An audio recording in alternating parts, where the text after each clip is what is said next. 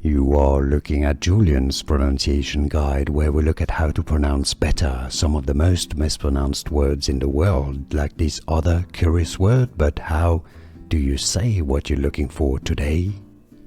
Let's learn once and for all how to pronounce this name correctly. If you want to learn more confusing names and vocabulary from Italian cuisine, especially, stay tuned. In Italian, the pronunciation is as mangiare.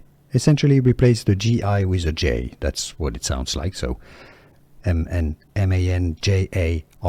Mangiare. Mangiare. And stress on the ja syllable mangiare. If you cannot pronounce Italian perfectly, just say mangiare. Mangiare. It's easy. And now you know how to pronounce it. Mangiare. Here are more videos on how to pronounce more confusing words and names too many mispronounced. Like this video if you found it useful. I appreciate your support. I'll see you soon and thanks for watching.